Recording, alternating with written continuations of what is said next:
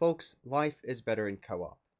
If you're one of the enormous companies, and I'm assuming you're not because those people don't watch these videos. If you're the head of Google or Amazon or Facebook, well, obviously, or Walmart, businesses at that scale operate in such a space that they literally are aiming to be the only thing left.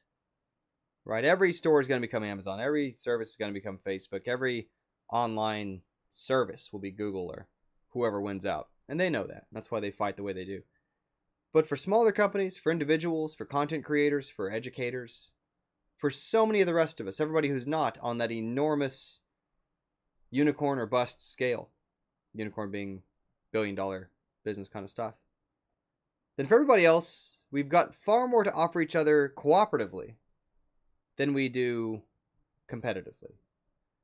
And there's a bunch of reasons for this. One reason, as is commonly sort of acknowledged among indie game developers, is that their limiting factor is almost always going to be that they can't possibly ever saturate their customer base.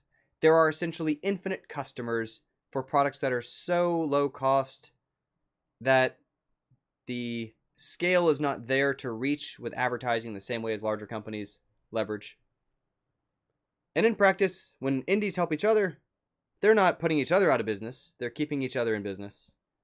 And meanwhile, indies who aren't helping each other are off somewhere quiet, alone, well, able to bounce around ideas, get a second perspective on if this is a good idea or not, benefit from tips of others have learned from. And so the same is true for me as an online educator, where I don't look at other online educators and feel threatened by it or see it as, are they going to take away my people? Am I going to take away their people? Who's going to have the people? Instead, what that often means is that, okay, if there's somebody else doing online education stuff in a different way than I do in Game Keto Club, then what I'm looking for isn't how do I take them out? It's how do I build them up? What can I do to help them? And it's not even just about so they can help me back in return, although often there's usually some mutual benefit in these kind of arrangements. What it's much more about is recognizing that the better they serve a niche that's not my niche, the better it allows me to specialize in my niche. Because no matter what they do, I've got friends and peers who teach concept art online, teach music online, teach sound effect creation online, teach career stuff online, teach all kinds of different things that are different from what we teach in Game Keto Club. And when someone else specializes in those things, it means that someone isn't joining our group confused or frustrated by us being the wrong fit for what they're looking for. It means that they're off happy somewhere else where they're getting all the benefits they're looking for.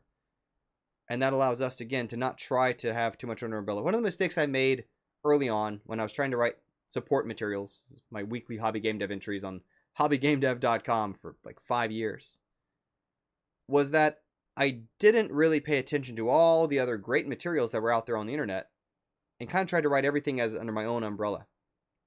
Not realizing that if I had just scanned for what else of quality is out there, of which any given time there's plenty, then realizing I could better narrow down the space where I'm uniquely positioned to provide the most benefit. And when questions came my way that someone else's stuff was a better answer for, being able to redirect them and say, oh, I'm sorry, what you really want to check out this blog. That speaks to that issue much more than what mine here is about. And that comes from, again, recognizing how much better off we are in co-op than in competition. And I want to give a quick shout out again. I know I gave a shout out for the inclusivity video the other day too, but this specifically was something that was reiterated to me at GDC from Caroline Murphy, Boston Fig, mentioning just the extent to which quite often it helps for community organizers, for festival organizers, for educators, for indies, for all kinds of groups that aren't at that enormous scale to form coalitions, to form cooperatives, to look out for each other, form alliances, much more so than trying to knock each other out. Where all that results in is a bunch of smaller groups fighting amongst each other while the giant parties continue to dominate. And the closest thing we can get to being anywhere near on their radar is when we're all helping each other up and they see that happening. And that's when it becomes much harder for them to sort of squash or ignore. Because we help each other, we all do better. That's all I want to talk about today. Just the benefits of cooperation, teaming up, looking out for each other, rather than asking, is it going to be me or them? Trying to help make both possible, and potentially even one of you working for the other, or you two working together, or some other arrangement collaboratively all together. That's it for today. Thanks for always tuning in.